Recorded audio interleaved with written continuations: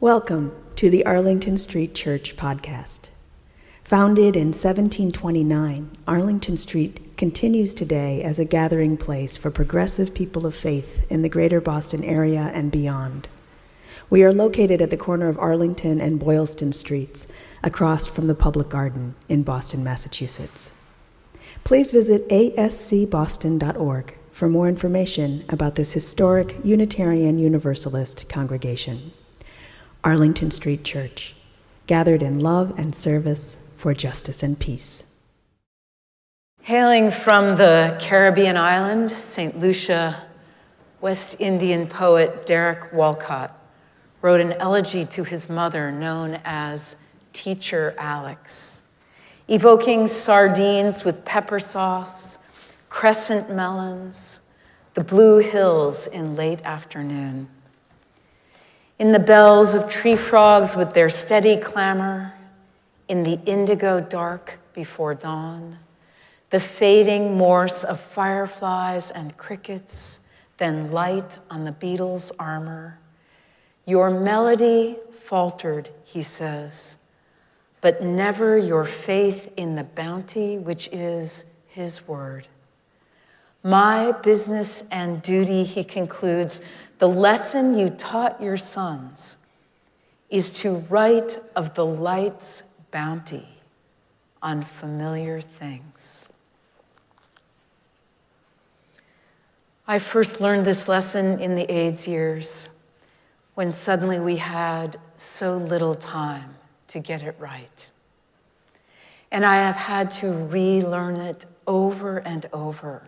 A good life is not lived from fireworks to fireworks. It is lived, said Swiss-American psychiatrist Dr. Elizabeth Kubler-Ross, by paying attention to the ordinary and by stringing the small, precious moments like pearls on a strand of silk. Warrior and peacemaker Chief Crowfoot, who led the Siksika First Nation, asked, "What is life? Is it the flash of a firefly in the night? Yes. Yes, it is the breath of a buffalo in wintertime.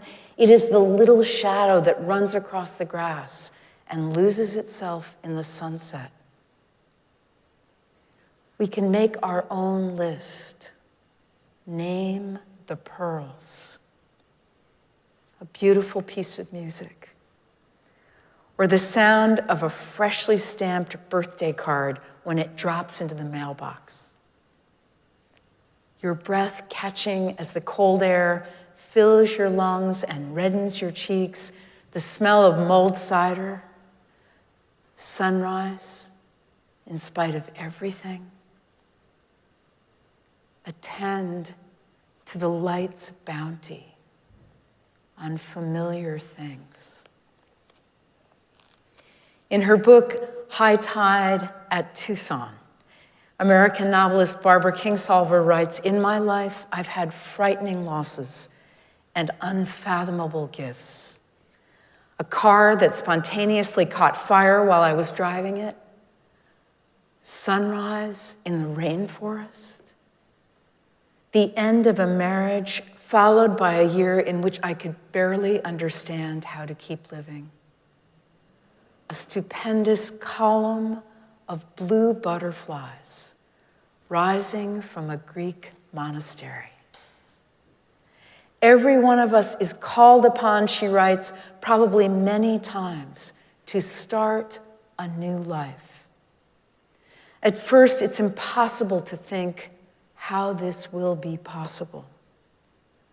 Eventually, what moves it all forward is the subterranean ebb and flow of being alive among the living."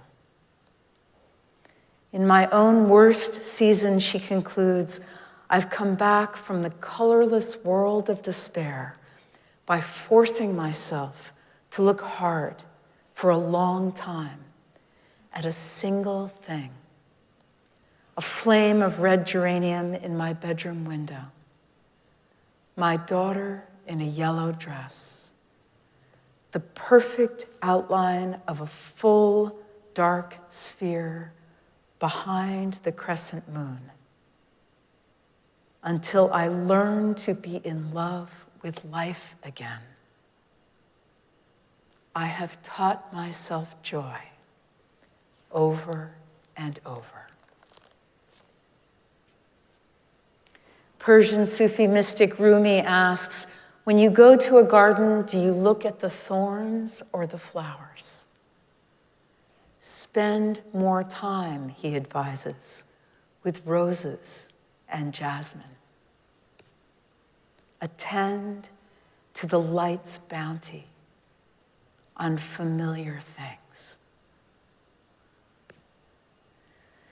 Years ago, when my friend Maria's youngest sister was all but immobilized in the grip of a deep depression, Maria brought her to come live with her. I watched her midwife her sister back to health, bringing her out into the garden to tend to small sections at a time, edging and weeding just this rose bush, just this row of carrots. During frequent rest breaks, Maria served iced tea with fresh lemon and mint, small, thin slices of fruit, half a rice cake with a little almond butter. Not too much so as to overwhelm, but just enough to tempt her sister back to health. And then they would wash and dry those few dishes and put them away together. Slowly but surely, once again, her sister's world was re-enchanted by the healing power of the light's bounty on familiar things. Ross Gay is a professor of English at Indiana and Drew universities, author of 4 books of poetry, and founding board member of the Bloomington Community Orchard, which he describes as a nonprofit, free fruit for all, justice and joy project. 2 of his poems are featured in the anthology African American Poetry, 250 Years of Struggle and Song. In his The Book of Delights, Ross Gay writes, "It astonishes me sometimes, no often, how every person I get to know, everyone, regardless of everything, and I mean everything, lives with some profound personal sorrow. But sometimes," he says, "sometimes something wonderful breaks through our feelings of sorrow and loss. If only for a moment, we feel a sense of delight, even joy." Ross Gay created a way to remember delight and to build what he calls his delight muscle. Every day, he creates a short piece on one delight, drafting them quickly, writing by hand. This, he says, is a discipline for me, a spiritual practice. Spend time thinking and writing about delight every day. And what did he learn? The more you study delight, he writes, the more delight there is to study. Which is to say, I feel my life to be more full of delight, not without fear or pain or loss or sorrow, but more full of delight. I also learned this year that my delight grows, much like love and joy, when I share it. Here's one of those sketches. This might be my favorite. It's titled Tomato on Board.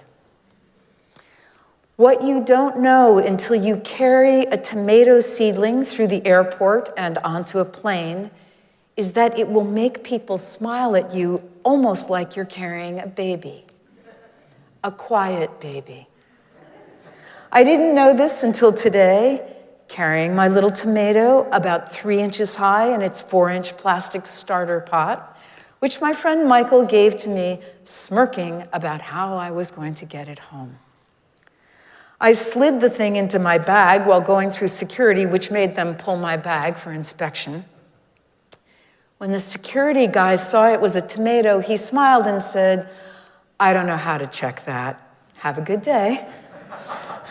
But I quickly realized that one of its stems, I almost said arms, was broken from the jostling, and it only had 4 of them, so I decided I'd better just carry it out in the open. And the shower of love began. Before boarding my flight, one of the workers said, "Nice tomato," which I didn't think was a pickup line. And the flight attendant asked about the tomato more than once, every time calling it, "My tomato. Where's my tomato? How's my tomato?" She even directed me to an open seat in the exit row. "Why don't you guys go sit there and stretch out?" I gathered my things and I set the little guy in the window so she could look out. When I got water, I poured some into the little guy's soil. When it got bumpy, I put my hand on the little guy's container, careful not to snap off another arm.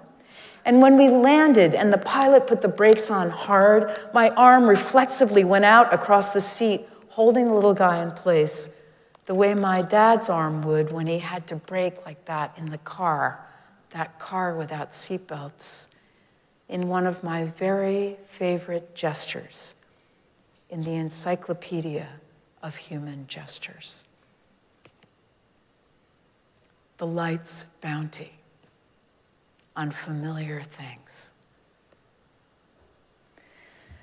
Many years ago, when our youngest daughters were very small, I wanted to recreate a beloved Christmas tradition from them that my grandfather had given to me.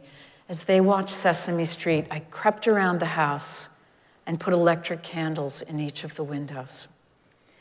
When I had finished, I picked them up, one in each arm, close your eyes for surprise, no peeking, and carried them out into the moonless, frosty night. I faced the house. Count with me now. 1, 2, 3, now open. "Oh, Mommy," said Jamie, "it's so beautiful." And Jessie, the baby, laughed with delight. Late that night, long after I'd tucked them in, I sat in a rocking chair illuminated only by electric candlelight. I thought of the years, so many Christmas times, when my grandfather had led me out of the house.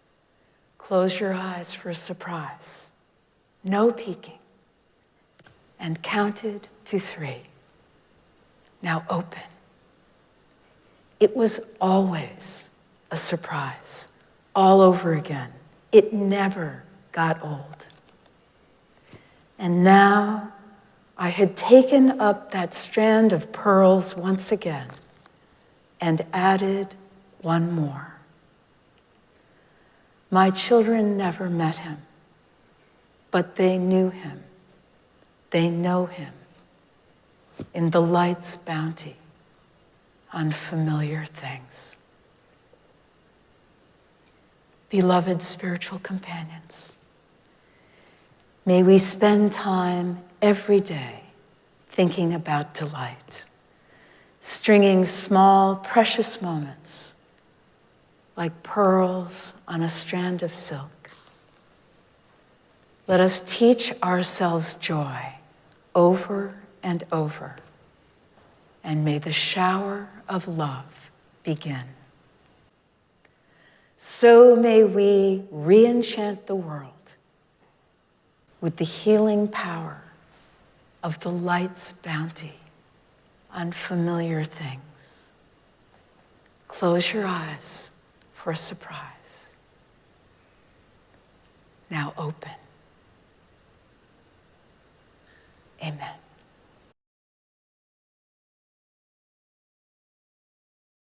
And now for our benediction, I invite you to put your hands over your heart in Namaste. I bow to the divine in you. These are the words of W.E.B. Du Bois. co-founder of the NAACP and the first African American to earn a doctorate from Harvard. He says the prayer of our souls is a petition for persistence, not for the one good deed or single thought, but deed upon deed and thought upon thought, until day calling unto day shall make a life worth living. Let us keep this faith, beloveds, and pass it on. The service begins when the service ends. Bless your hearts. I love you. Amen.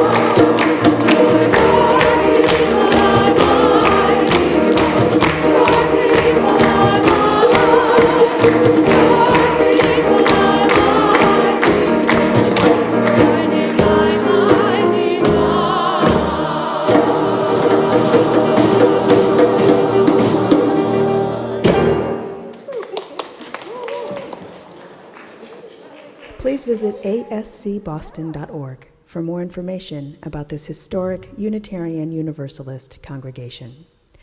Arlington Street Church, gathered in love and service for justice and peace.